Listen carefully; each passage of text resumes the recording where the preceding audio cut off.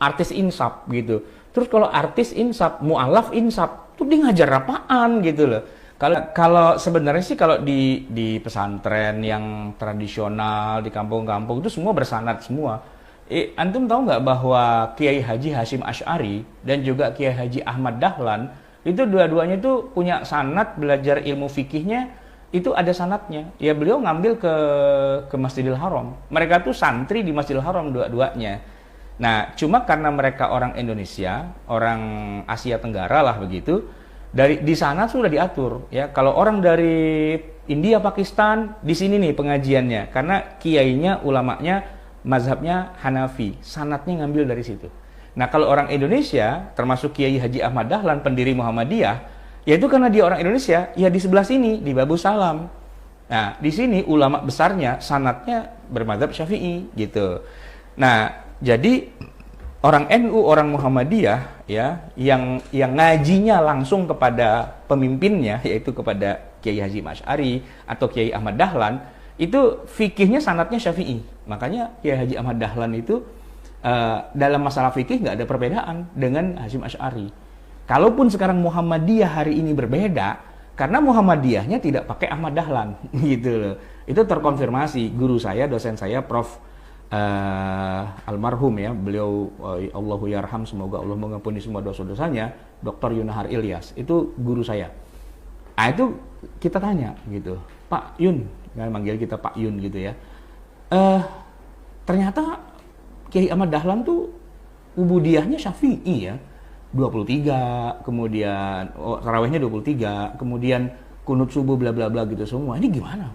Kan malu-maluin, bukan malu-maluin, artinya Muhammadiyah itu ternyata nggak seperti itu. Nah, beliau konfirmasi, iya, kita ini Muhammadiyah. Beliau kan memang pengurus Muhammadiyah. Makanya kita namanya Muhammadiyah, bukan Dahlaniyah.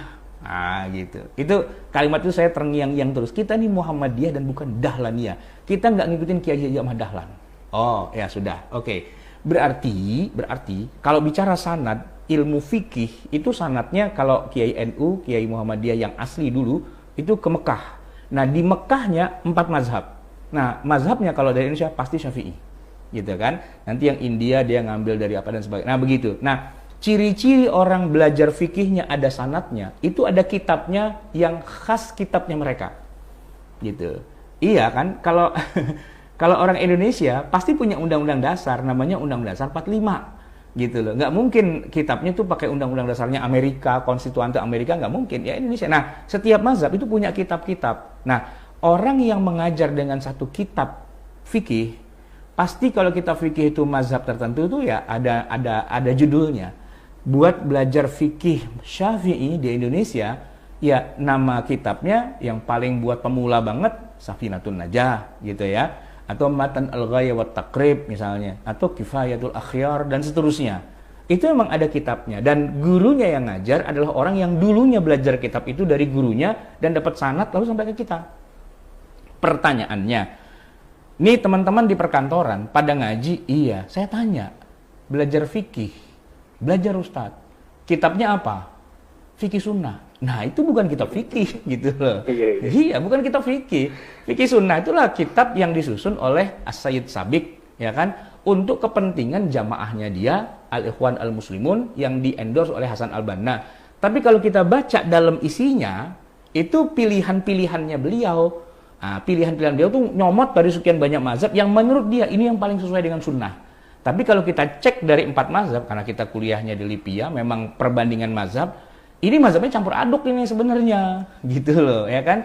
Tidak ada sanadnya, gitu. Malah tadi ini prasmanan, lalu ini bubur ayam, ini es buah, gitu. Ini campur begitu. Nah, ini bukan mazhab, gitu loh. Yang mazhab itu yang tadi, setiap ini ada anunya. Nah, harusnya begitu. Nah, cuman emang problematika kita, Muslim perkotaan, itu memang rata-rata narasumbernya juga bukan orang yang pakar di bidang keilmuan tertentu gitu loh. Kan banyak yang ngundangnya artis hijrah, ya kan, artis insaf gitu. Terus kalau artis insaf, mu'alaf insaf, tuh dia ngajar apaan gitu loh. Kalau cuma ngomongnya motivasi, ayo, ya oke gitu. Tapi kalau ini batal wudhu nggak? Ini tayamum bagaimana? Nah terus dia ngajinya sama siapa? Orang selama ini dia jadi orang kafir kok gitu loh. Tiba-tiba harus tegakkan Islam, harus tegakkan. Ya lu, tapi ngajinya sama siapa? Sanatnya mana? Kitabnya apa? Kan nggak bisa. Nah, problematika kita Muslim perkotaan tuh itu, gitu loh. Semangat agama tinggi, semangat belajar tinggi, nggak punya sanat. Maksudnya dia belajar satu ilmu bukan pada ahlinya, gitu loh. Bukan pada orang yang memang, ya istilahnya dia berobat tapi bukan sama dokter, tapi sama klinik tongfang atau klinik apa tongsis gitu ya, yang nggak jelas gitu. Itu problematika kita emang sekarang. Nah ini yang perlu kita luruskan gitu, bukan fanatik dengan kelompok-kelompok, enggak, tapi kembalikan sesuatu tuh kepada ahlinya dan pakarnya yang memang ya diakui dalam dunia Islam secara keseluruhan.